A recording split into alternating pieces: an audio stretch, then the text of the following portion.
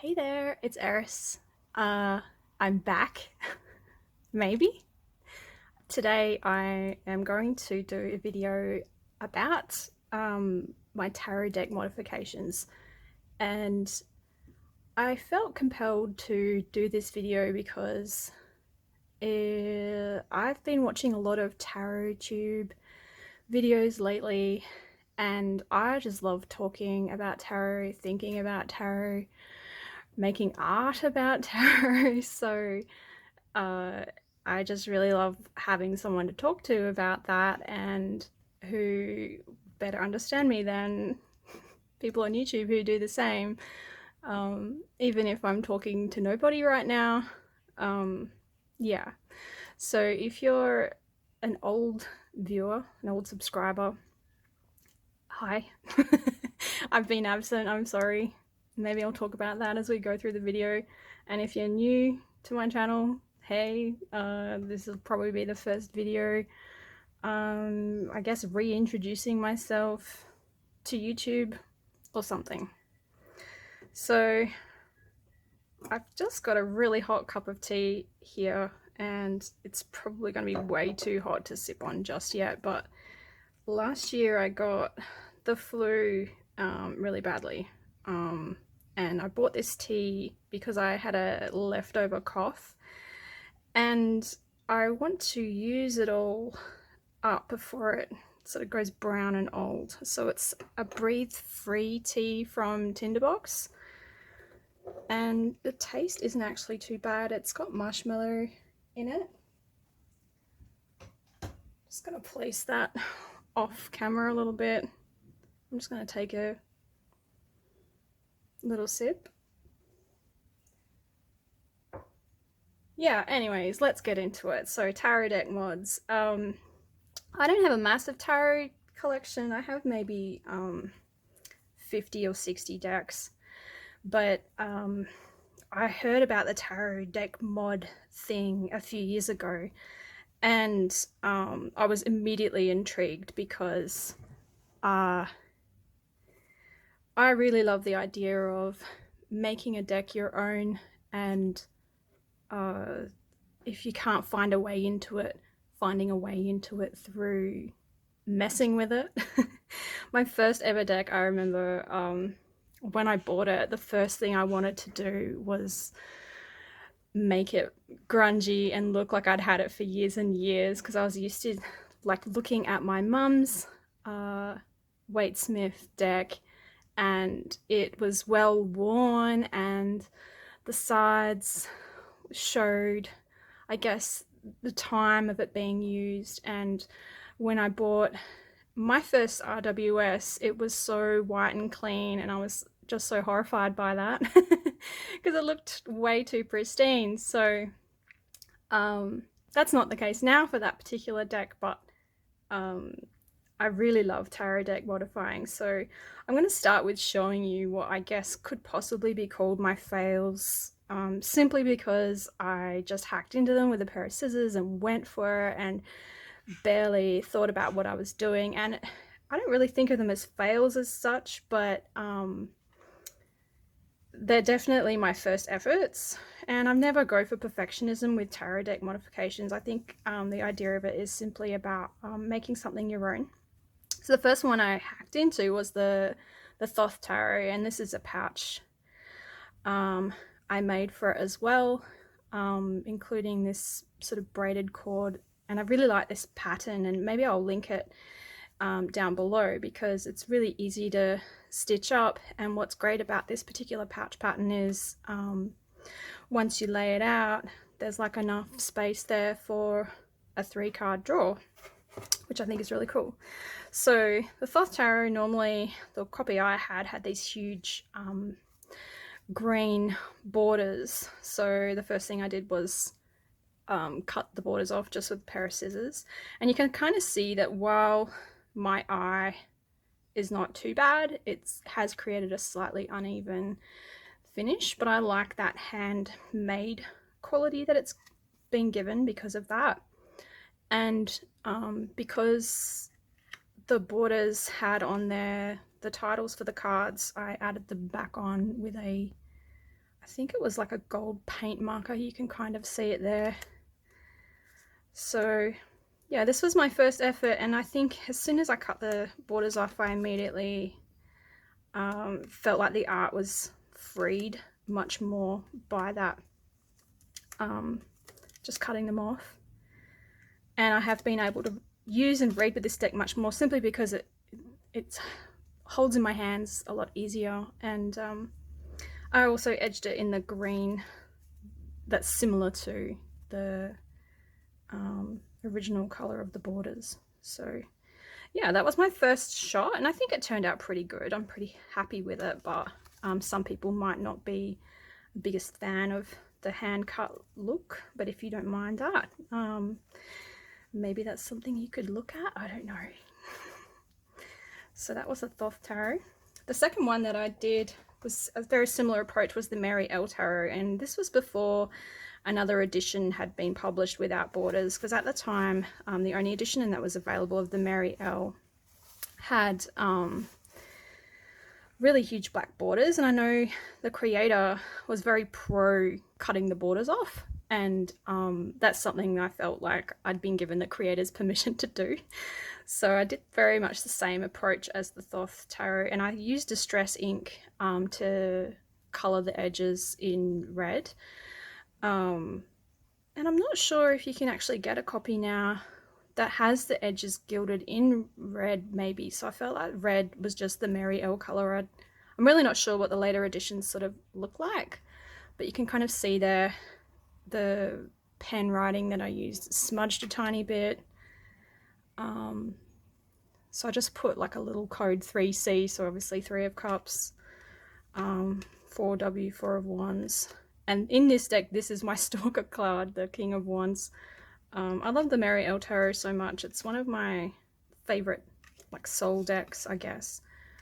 And I think maybe even in a previous video that I had up on this channel, I might have already shared these two decks, like what I did with them. So yeah, that was the Mary L Tarot, which I haven't actually used in ages and ages. I haven't used it at all for like maybe even like a whole year sort of thing.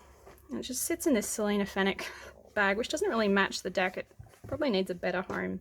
Doesn't quite match the vibe, but it's always lived in this bag, so that will continue.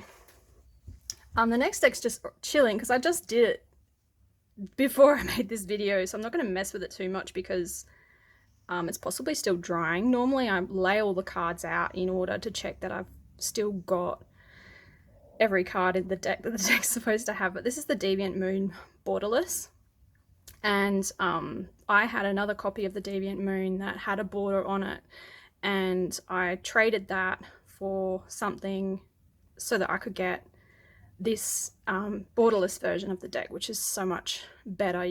The print is bigger, you can see more, and I felt like I saw that each card, even in the sun, you can see the toenails are red. There's a red hint of something in every single card, so the red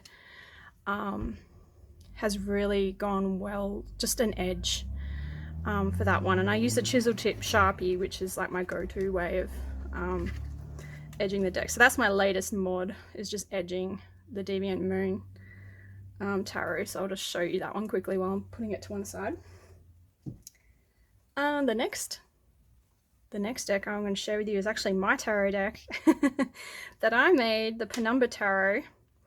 And it's funny because I'd shared a lot of the creation of this deck on YouTube, and then it got published and I disappeared off the internet in a lot of ways. I'm still posting on Instagram and stuff, but I found the process of publishing this deck really difficult because I'm not very, I know this sounds ironic because I'm saying this on YouTube right now, but I'm not very good at like putting myself out there, and I found it really hard to see a project that for me was so personal, and I was only making it for myself in the beginning, and then to see it being seen and used by so many people that I had nothing at all to do with. They weren't part of my life, they didn't know anything about me, and there were videos popping up on YouTube reviewing the deck, and I had so many thoughts and feelings, and I found it really, really hard. But my friend Ethany helped me publish the deck after it was finished. She contacted me and helped me write the guidebook as well. So she's handled all the publishing. So it's an Ethany deck. But my personal copy of the Penumbra I've modified a little bit.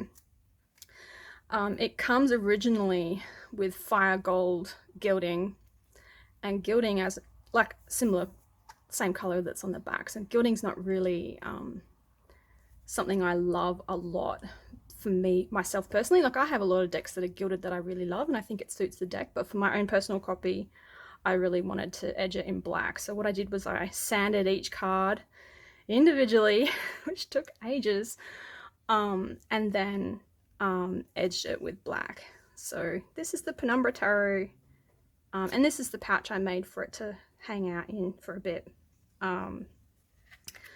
So I don't know if you've seen the Penumbra Tarot. If you'd like me to do a full walkthrough and talk about this deck a bit more, you can still get this deck. It is published by Ethany, so I'll put the link below if you'd like to get a copy of it. And yeah, it was a long labor of love. If you've never made a tarot deck before, and you're an artist, I highly recommend the process. But yeah, you're in for a treat as a creator for sure. So yeah, that's the Penumbra Tarot. I'm very proud of it, and I found that I didn't read with it for ages after I first got it. Something, you know, a lot of artists are a bit funny about their own artwork and hanging it in their own house and that kind of thing, but I found the Penumbra Tarot was a similar kind of thing. So it wasn't until like maybe a year later that I was able to, because I think I've been away from YouTube for like 2 years now. So it wasn't until a year later that I edged the deck and I found my way back into using it. So I've been using it fairly frequently in my readings and stuff, so I'm really happy with my choice to do that. Yeah, so that's the Penumbra Tarot. And yeah, this pattern I can't recommend enough. It's really cool, like having a, like, I'll show you how the 3 cards sort of sit. Like, you can shuffle your deck and then have your 3 cards spread. Whoops, gotta watch the camera and make sure things are actually in vision. Yeah, so you can see how it sits. Like, you can measure it out and keep going until it fits perfectly. I mean, you could keep rolling it out, I guess, into like a 5 card spread if you wanted to. But yeah, I just love that pattern. So if you like to crochet, or you know someone who does, maybe they could make this for you. And let's tuck that in there. Right, the next deck that I'll share with you. I've just got a few more.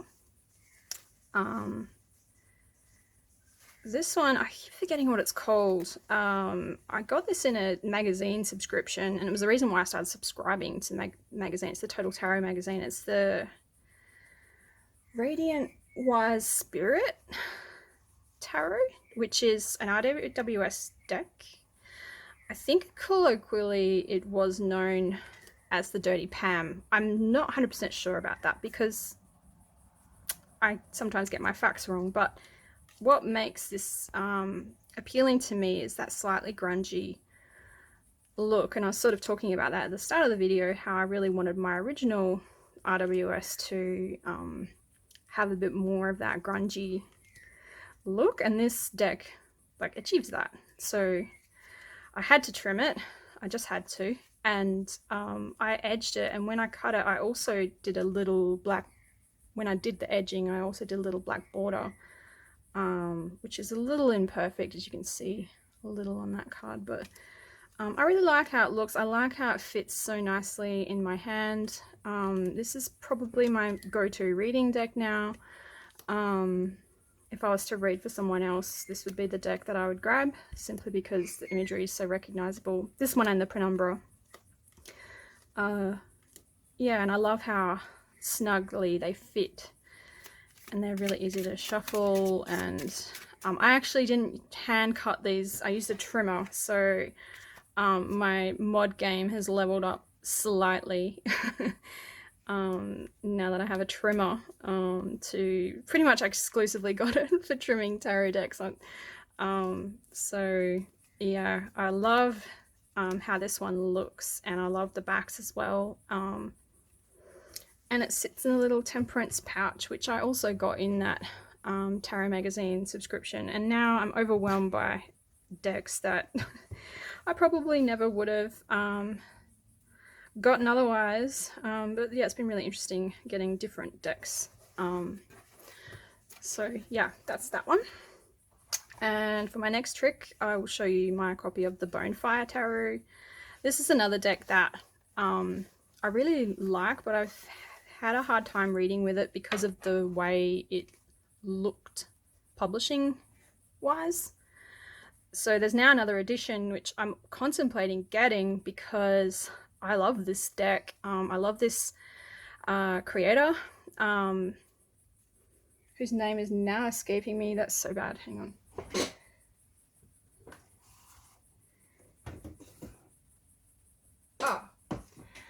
Gabby Angus West. So she also has a couple other decks that I have used so much in the past year or so. I love how unapologetic her art style is, and when I first got this deck I didn't massively resonate with it.